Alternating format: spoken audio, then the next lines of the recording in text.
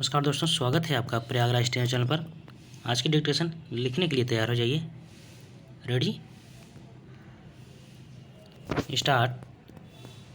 भारत की विदेश नीति की जड़ों को प्रायः अशोक के शांति और अहिंसा के सिद्धांत से जोड़ा जाता है। हालांकि इसकी तत्कालीन आधारभूमि स्वतंत्रता के लिए संघर्ष था।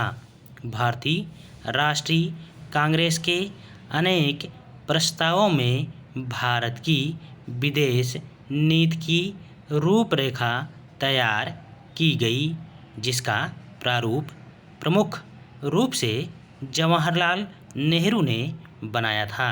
इस विदेश नीति का प्रधान तत्व था साम्राज्यवाद और उपनिवेशवाद के विरुद्ध संघर्ष तथा विश्व के संघर्षशील राष्ट्रों की एकता के प्रति भारत की वचनबद्धता। भारत ने उन सभी देशों की आज़ादी का आह्वान किया जो औपनिवेशिक शासन की जंजीरों में जकड़े थे, तथा इसने विश्वव्यापी रूप में गैर साम्राज्यवादी संघर्ष के लिए एकात्मकता की भावना पैदा की। भारत की विदेश नीति के शासकीय क्रियान्वयन का श्रेय भारत के प्रथम प्रधानमंत्री जवाहरलाल नेहरू को जाता है। वह एक दूरदर्शी एवं राजनीति में कुशल व्यक्ति थे, जिनके गहन ज्ञान ने भारत की विदेश नीति के आधार को सींचा था। हालांकि कई समालोचकों का कहना है कि विदेश नीति की आरंभिक अवस्था एक व्यक्ति प्रभाव की अवस्था थी। नेहरू के योगदान को कोई नहीं झुठला सकता, जैसा कि नेहरू ने स्वयं कहा था कि भारत की विदेश नीति की जड़ें उसकी सभ्यता एवं परंपराओं, स्वतंत्रता के लिए संघर्ष, उसकी भौगोलिक स्थिति तथा भारत की शांति, सुरक्षा एवं विकास की खोज से जुड़ी है। नेहरू के शब्दों में हमारी नीति को नेहरू नीति कहना बिल्कुल गलत होगा।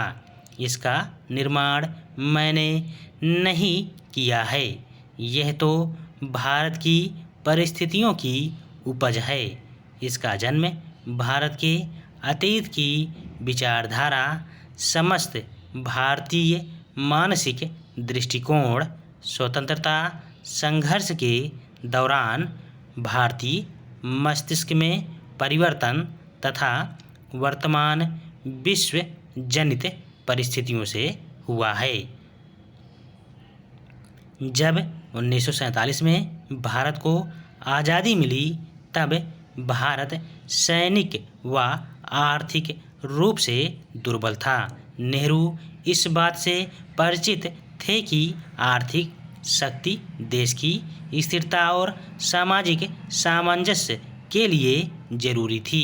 सैनिक शक्ति भी महत्वपूर्ण थी, परंतु उसे संतुलित आधार पर ही प्राप्त किया जा सकता था।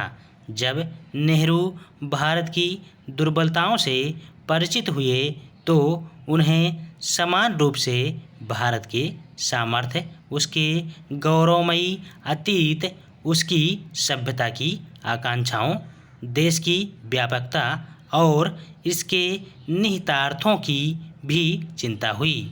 नेहरू ने भारत की शक्ति को देश की समृद्धि एवं गहन सभ्यता की संपदा में देखा, जिसे हम आज राजनीतिक विज्ञान की भाषा में नरम शक्ति मानते हैं। आज भारत महाशक्तियों के बीच नरम और कठोर दोनों प्रकार की शक्तियाँ रखता है। स्वतंत्रता के बाद नेहरू ने भारत चीन संबंधों को हिंदी चीनी भाई भाई कहकर संबोधित किया था।